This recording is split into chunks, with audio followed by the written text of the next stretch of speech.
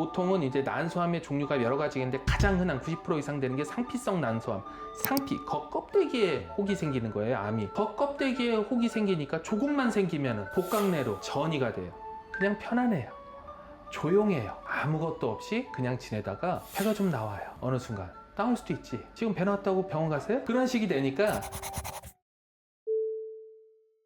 선생님, 오늘 그 난소암에 대해서 좀 여쭤보고 싶은데요. 예. 정확하게 좀 난소암이라는 게 어떤 걸까요? 그냥 암인 어디서나 다 생길 수가 있습니다. 이제 세포의 무한 자기 복제, 주변과 조화되지 않고 자기 세포만 반복 복제하면서 주변에 있는 생태계를 파괴하는 거. 그게 이제 암이고요. 몸의 전신 어디고서나 다 생길 수 있는데 특별히 부인암이라고 해가지고 산부인과에서는 이제 난소, 난관, 자궁 내막, 자궁 경부, 질암 이렇게 해가지고 각 부위에 암이 생길 수가 있습니다. 그 중에서 이제 난소에 생기는 거를 난소암이라고 하는 겁니다. 대표적인 좀 증상 같은 게 어떤 게 있을까요? 난소암은 5, 60년대, 70년대까지 예전에는 흔치 않았어요. 병원의 의료진 그런 것들도 충분하지 않았고요. 그리고 애초에 그 시절에는 이런 부인암 치료에 대해서는 관심도 없었고 그 시절에도 난소암이 흔하진 않다고 했지만 반드시 생겼었습니다. 보통은 이제 폐경 이후 고령에서 많이 생기게 되는데 그때 이제 발생하시게 되면은 치료를 할 수 있는 병원의 숫자가 절대적으로 적고 하고 싶어도 가격적인 허들도 높고 그러다 보니까 증상이 뭐냐고 그랬는데 증상이 없어요. 그냥 편안해요. 조용해요. 아무것도 없이 그냥 지내다가 배가 좀 나와요. 어느 순간. 나올 수도 있지. 지금 배 나왔다고 병원 가세요? 그런 식이 되니까 헐쪘다고 해가지고 문제될 게 없어요. 그러니까 그냥 모르고 지나가게 되는 거고 끝까지 모를 때가 있어요. 그러다가 이제 막판에 어느 때 되면 아냐면은 배가 이건 정상적인 배 나오는 게 아니라 거의 터질 듯이 임산부보다 더 많이 나와 배가. 그럼 이제 알잖아요. 이거는 좀 이상하다. 임신도 아니고 저거 뭐해? 이제 나의 폐경인데 무슨 임신이야? 이렇게 될 정도로 그래서 배가 엄청 부풀고 왜냐면은 암의 전이로 인해서 복수가 차게 되거든요. 암이 무서운 이유가 우리가 암이 걸리면 돌아가신다고 그러잖아요. 그럼 바로 죽나요? 그게 아니거든요. 암이 무한 자기 복제를 하면서 정상적인 기능을 망가뜨려요. 어떤 기관에. 그러면 그게 생명을 유지하는 장치라면은 큰일 나죠. 그럼 바로 증상 있고 바로 돌아가시는 거예요. 근데 난소는 호르몬을 내고 임신 말고는 기능이 없고 또 폐경 이후에는 어차피 호르몬 안 나오고 임신할 거 아니고 그런 상태에서 여기서 무가 무럭무럭 자란다고 해가지고 당장 죽고 사는 문제랑은 관련이 없거든요. 그런데다가 복강 안에서 크게 복수될 정도로 된다 해도 증상이 없다가 숨 못 쉴 정도로 배가 부풀어 오르거나 마시고 음식을 삼킬 수가 없을 정도로 부풀어 오르거나 먹어도 토하거든요. 혹은 그렇게 복압이 증가되면은 대소변이 안 나와. 그러면 이제 증상 발현되고 뭐 짧으면 1, 2주 길면은 한두 달 갑자기 곡기를 끊고 나서 한두 달 있다 돌아가셨어요. 이렇게 이제 파악하니까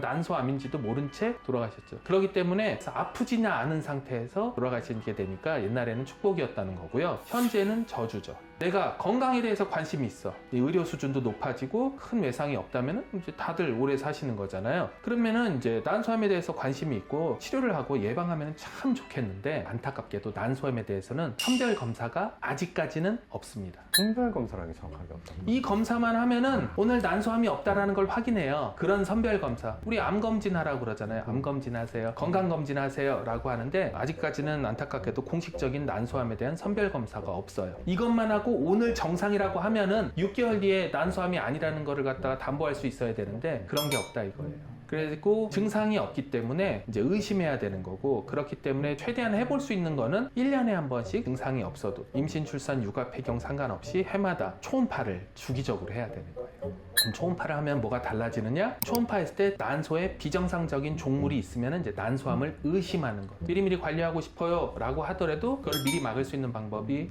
없고요. 증상도 없고 그걸 모르다 보니까 발견이 어려운 거고 그 다음에 난소암의 특징이 있는데요. 난소가 이제 뱃속에 일단 있죠. 골반 속에 있죠. 근데 난소는 복강 내에 이렇게 덜렁덜렁 귀걸이처럼 있습니다. 보통은 이제 난소암의 종류가 여러 가지가 있는데 가장 흔한 90% 이상 되는 게 상피성 난소암. 상피, 겉껍데기에 혹이 생기는 거예요, 암이. 겉껍데기에 혹이 생기니까 조금만 생기면 복강 내로 전이가 돼요. 그래서 반 이상은 3기 이상, 보통 이제 암이 1, 2, 3, 4기가 되어 있거든요. 영기암, 조기암, 우리가 건강검진하는 목적, 이때 발견하는 게 목적인데 영기암으로 발견되는 경우는 난소암에서는 매우 드물고요. 보통 하면은 3기 이상부터 발견되는데 그 이유가 상피에 있다 보니까 시작되면은 바로 인접장기, 골반이나 복강으로 전이가 돼요. 그래서 발견 시점에서 이제 3기 이상으로 되니까 치료가 늦어지고 치료가 늦어지면은 아무리 치료를 잘했다도 치료 성적이 떨어질 수밖에 없죠. 그렇기 때문에 이제 노력은 역시 많이 하고 있지만은 이렇게 관심 있어 하더라도 그런 한계가 있기 때문에 좀 안타까운 부분이 있습니다.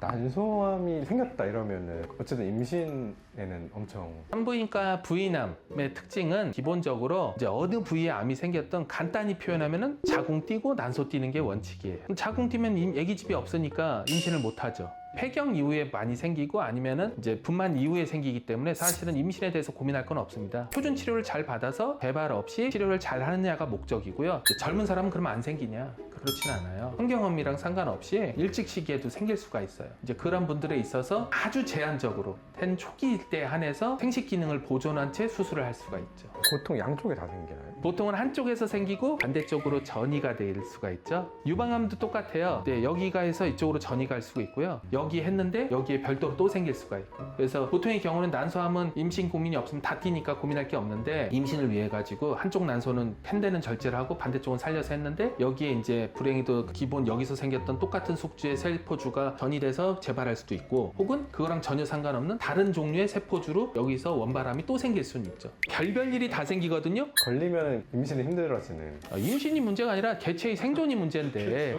그래서 이제 이미 결혼하고 자녀분을 낳았다는 상태에서는 임신 고민을 할 필요는 없으니까 치료 자체가 잘 되느냐 요거를 이제 고민하는 거죠. 근데 그 왜 폐경 이후에 좀 더 많이 생기는 성향을 가지시는 거예요? 간단히 생각하면 돼요.